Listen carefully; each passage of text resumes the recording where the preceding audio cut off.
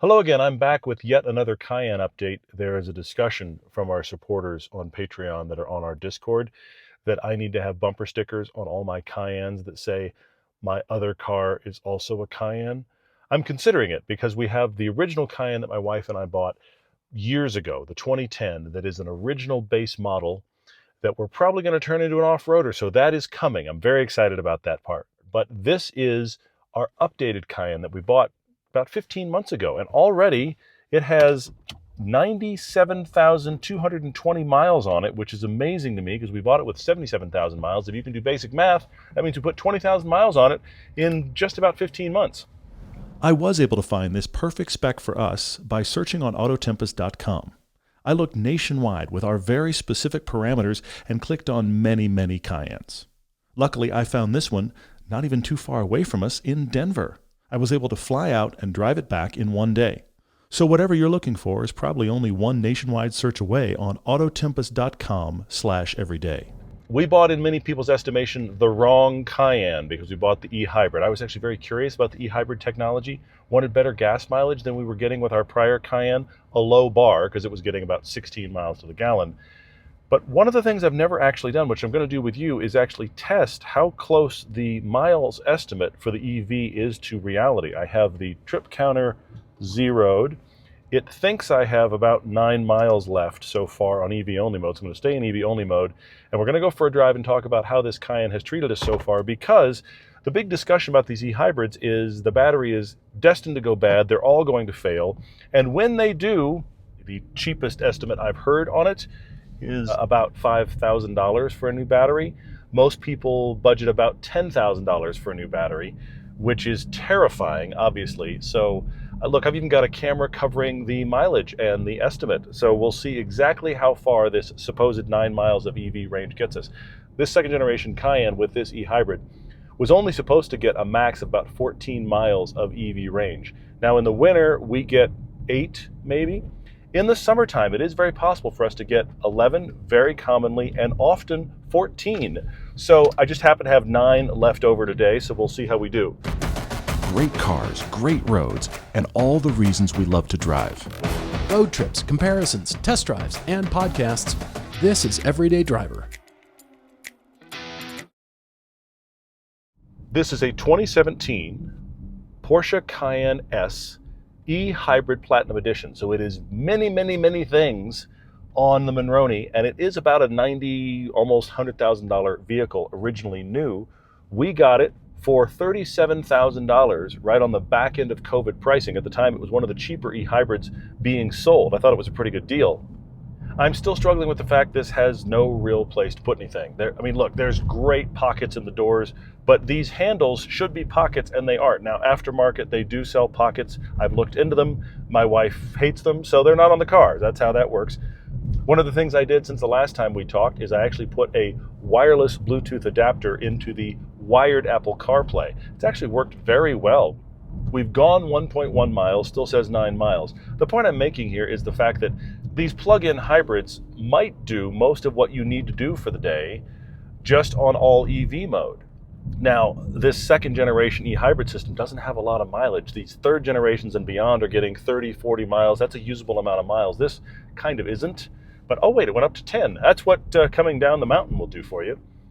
We came down from Utah Olympic Park, which is beautiful, and that actually gained me a mile in the descent, which I'm very happy about. I am on all e-power mode. We have e-power and e-charge. E-charge does what it suggests. You can drive along and the engine is charging the battery for you to use it later. As a family, we're in love with this car. It rides incredibly well. I have it in comfort mode right now. You can put it in Sport or Sport Plus, just altering the air suspension. Of course, you can decrease the ride height. I've discussed that as well. This has all of the bells and whistles our original Cayenne did not. I'm driving around Park City now. Obviously, if I got on the freeway, then we just hammer through the EV range. That's not where it's ideal. Where it's ideal is for this: running errands, going to pick up the kids, working your way through neighborhoods, stop and go traffic. So I thought this would be the perfect place to see if I can get more than the mileage claims. I'm 2.5 miles in already, It's riveting, and I have 10 miles of range left. That's pretty cool. We bought this e-hybrid in February of last winter. So we were on the back end of winter, and at the time, we kind of limped along on improper tires. They were standard all seasons. This has 21-inch wheels on it, which is entirely too big, and I'm amazed it rides as well as it does. I would have preferred 19s, even 20-inch wheels would have been better than the 21s for availability of tires and just normal family usage. These 21s are 295 width, which is incredibly wide, and right after we got the car, we actually popped a tire, which was not my favorite day. But what did excite me is as we headed toward this last winter, and there was a lot of controversy from many of you about this, I got brand new all-weather tires from our friends at Vredestein. Vredestein Quad Track Pros. Now they're significant because they're all-weather tires. And the reason this got controversial is many of you jumped in the comments and said there's no such thing as an all-weather tire, which, I mean, pick your brand of choice. Yes, there is. There is a designation of an all-weather tire. Now, in the US here, it's confusing because we have what's called an all-season tire. And our all-season tire in the US isn't winter rated at all, okay? All-season tires elsewhere in the world are what our all-weather tires are. They are designed to work in all conditions. They have the Triple Peak Snowflake logo on them, and that is the way that you know that something has been winter rated for snow use. Now, I am not suggesting, and no one would suggest, that an all-weather tire will be as good on a bad snowstorm as a dedicated winter tire. But I wanted to get a 21-inch wheel, 295 width tire that I knew would just work no matter what happened. We have a lot of shoulder season here in Park City where it's really cold in the morning and hot in the middle of the day, that kind of thing. I wanted a lot of flexibility. We had actually experienced all-weather tires in all conditions you can imagine in our series called Cars of the Past. We had a 300ZX that I drove and a Porsche 928 that Paul drove. We put it through every kind of condition imaginable, including snowstorms, rainstorms, and hot summer days, even track days on COTA with an all-weather tire. The reality of an all-weather tire is it's better than an all-season because you do have more flexibility, and if it does snow, you're much, much better off. The downside, of course, is that it is a do-it-all tire, meaning it isn't as perfect as a proper tire for perfect conditions. A high-performance summer tire will outperform an all-weather. A full winter tire will outperform an all-weather in the winter. But I came into this knowing we get nasty snowstorms in Park City, knowing that we would need something that was winter capable, and very curious if this would be enough. Now on our old Cayenne, I know you're laughing at me, we have full winter tires. So I had a direct comparison almost any time there was a snowstorm of how did these all-weathers do. I kept getting in this Cayenne with these tires and just wondering, am I gonna regret this decision? And many of you in the comments were convinced I was endangering my family. We're not driving around in a blizzard looking for trouble. There's a lot of nasty conditions that happen all winter. I was never in a situation in this Cayenne with all weathers where I was concerned about the levels of grip. So far, I've gone 5.5 miles, and it still shows me I have 9 miles of EV, and I'm going fast enough. There's a couple people that have gotten out of the way. I'm going 45 miles an hour down a back road, which technically is above the speed limit on this road, but it's me. On this Cayenne, I can change my settings on the right dial here, and I can see how I'm using the electricity, and it also has the electrical equivalent of a rev counter. It shows you how much you're using of your power before you'll kick into the gasoline motor. I've been using most of the time about half of the EV motor's capability. I've gone 6.4 miles. I've used very little. It says 8 miles. I started with 10. As an e-hybrid, of course, this is terrifying. It's the one you're not supposed to buy.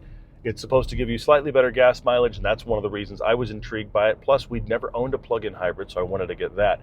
So far, this is running 22 to 23 miles to the gallon is the average on the way we use it. And we don't actually try to hypermile it at all. We just drive it normally. In fact, my wife typically gets in here and hits the sport button, which blows away most of the EV benefit, and just drives it with as much power as she can get out of it because she likes the power.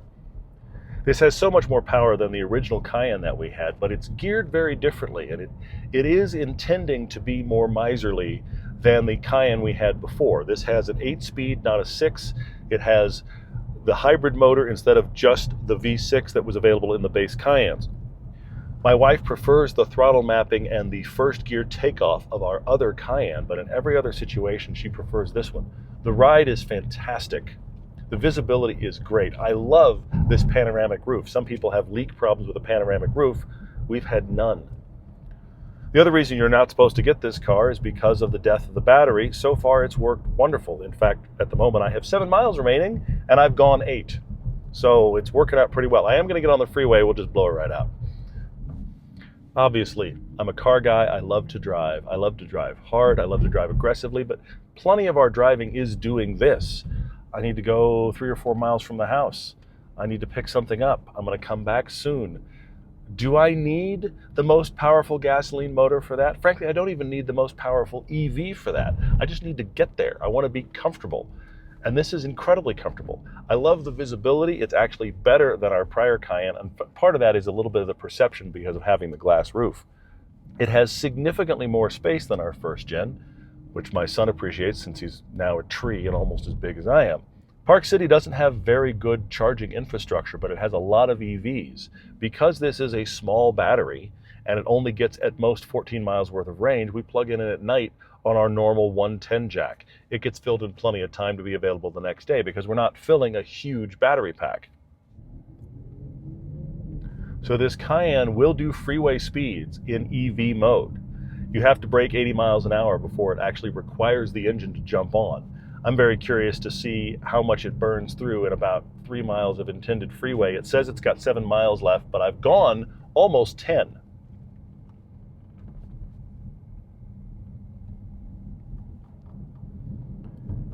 My E-rev counter says I'm using all of it.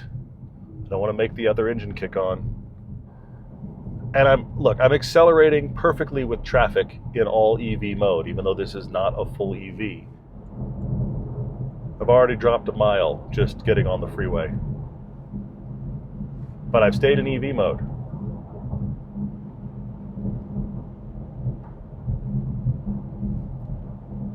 So that's just under 80. Right here I can hang out for a bit. And it's dropped to 5. That's 2 miles of range in about a mile of reality. So in the 70 mile an hour range, it just stays all EV. I can make it hang out and do that, but I'm watching the miles kick by. Ultimately, I've been thrilled with this vehicle. It's been great for us. 20,000 miles has already gone by. I actually need to get it serviced again, which is a simple service. It's not requiring anything odd at this point. We haven't had any hiccups at all. Sometimes the transition between the EV and the gasoline motor is a little more abrupt than I'd like, especially when the engine is cold. It has a weird kind of second thought where what are we doing? And it has what would almost feel like a bad shift of an automatic. It will do that when it jumps from one system to the other. I love these seats, heated and ventilated. They make a lot of noise when you run the ventilation system. It sounds like you just turned on white noise throughout the entire cabin, but they do work. There was a lot of complaint about this generation, all of its buttons. I love the buttons. I like that better than all the touch screens that now plague all the current gen Cayennes, but that's where we're at. Now, I will admit, I don't know if we'll have this Cayenne as long as we've had our prior one. That one we've had for about 8, almost 9 years now. We really like it. And again, wait, because we're about to do an off-road build on that one. This e-hybrid Cayenne, candidly, has been a little bit of an experiment. I was curious to have a plug-in hybrid. I was curious if the e-hybrid would be beneficial to us in the way we use this vehicle. You can see we're just a few miles from where we normally do most of our errands. So the reality is we can leave the house, even with as little as 14 miles worth of range, go do errands, come back, stay on all EV if we want. I've got 13 miles that I've clocked so far and 2 miles left on what the gauge claims. We did do a little bit of freeway there, which did cut through it. I'm hoping I can limp my way home and still be all EV. Our other Cayenne has almost 170,000 miles on it. This one coming up on 100. I suspect we'll have this till 120 or so, maybe 130, and then we'll try something else. I have to say that I'm very pleased with the Quatrac Pros and the fact that it is one tire that just works in all conditions. It's not the best tire for every condition, but it does a very good job, far beyond just all seasons, of being a versatile tire. And for my wife's vehicle, for our family vehicle, I don't want to be surprised by weather and be like, oh, wrong tires are on here. Hopefully, when we get our full off-road build done on the other Cayenne, we'll get some really good all-terrain tires from Bredestein and put those on that guy. I'm actually really excited about that one. I'm looking forward to showing you both of those cars together. 13.7 miles on this route I've taken, and I'm pulling into my house with 2 miles left on the EV. And I own 2 Cayennes, which is utter madness. I can't believe that's a thing that's happened in my life.